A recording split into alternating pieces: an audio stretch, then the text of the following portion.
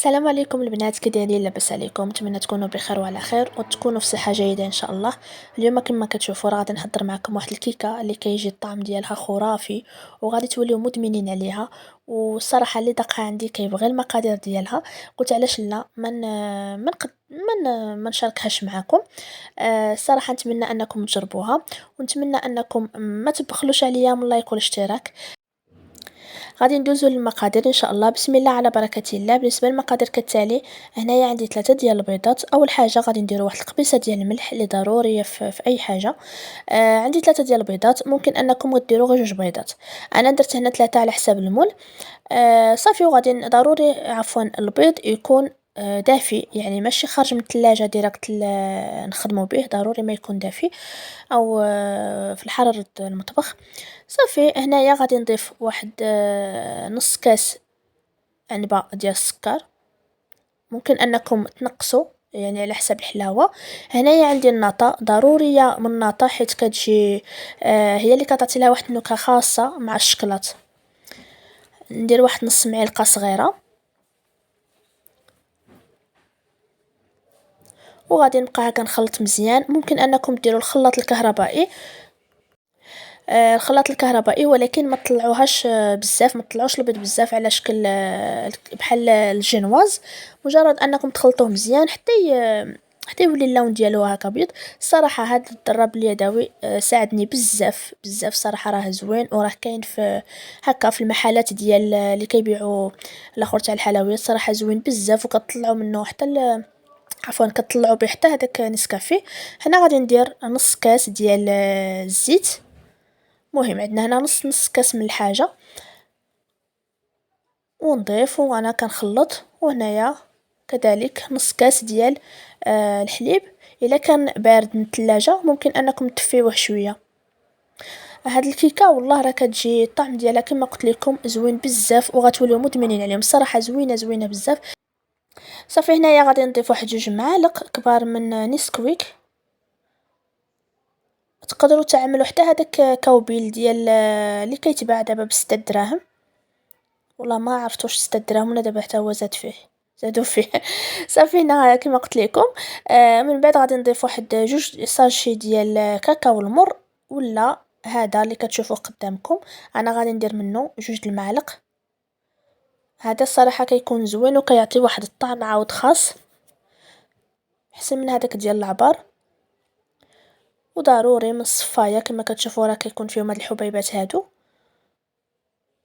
ضروري هكا ما نصفيوهم. وغادي نخلط. كما قلت لكم راه هاد الاله هذه الصراحه ساعدتني بزاف ديال الحوايج.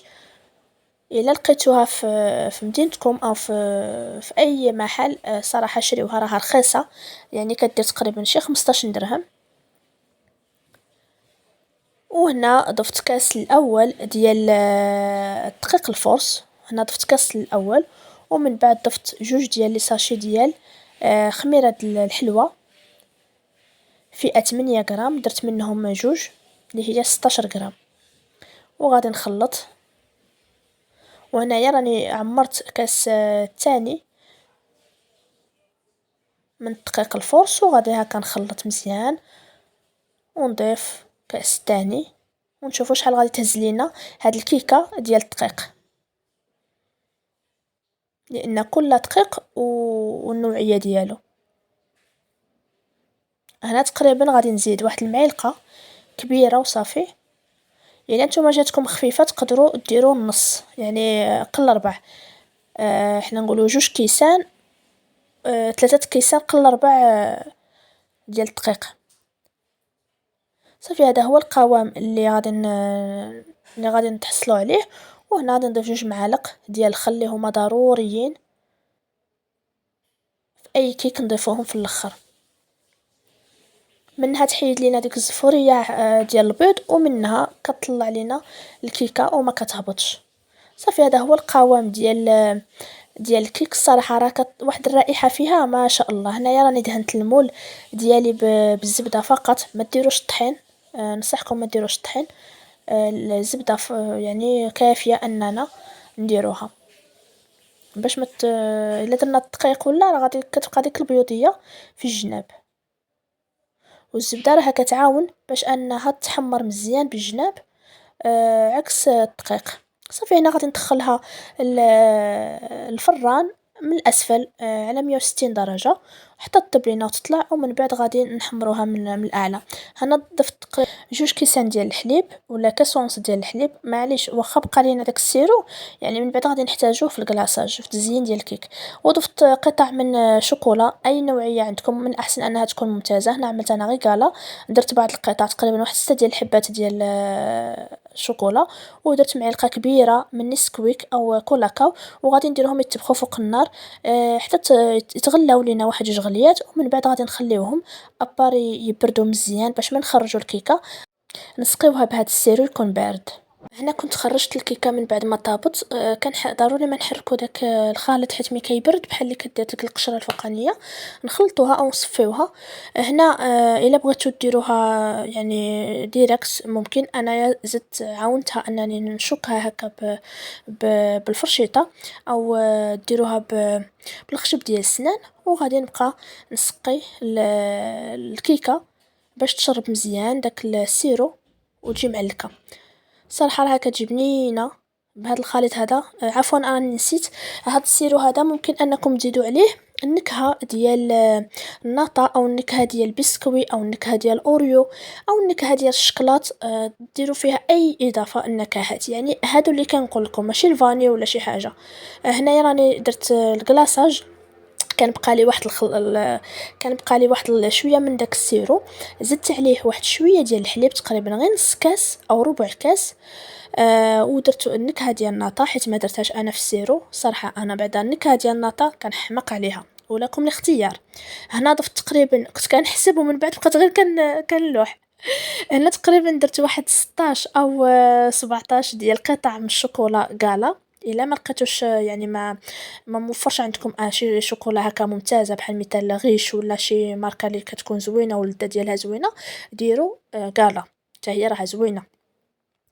صافي ندوبت داك الشكلاط في فوق البوطه حتى داب ليا مع داك الحليب، ودرت واحد المعلقه كبيره. انا هنا درت معلقه صغيره، ديروا واحد المعلقه كبيره من الشكلاط ديال الدهن. هذاك الشيء اختياري، انا غير كنقول لكم ممكن انكم ما ديروهاش، حتى هي راه كتجي فيها واحد البنه خطيره في داك الكلاصاج.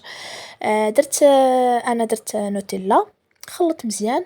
وهنايا كان عندي هكا الكاوكاو، هادي كتمشي باللوز. انا سبحان الله شخصيا ما كتعجبنيش ديال اللوز، حيت عاودت درت ديال اللوز ودقتها. صراحه عجبات لي ديال الكاوكاو حسن، كتعطي لها واحد الطعم خاص.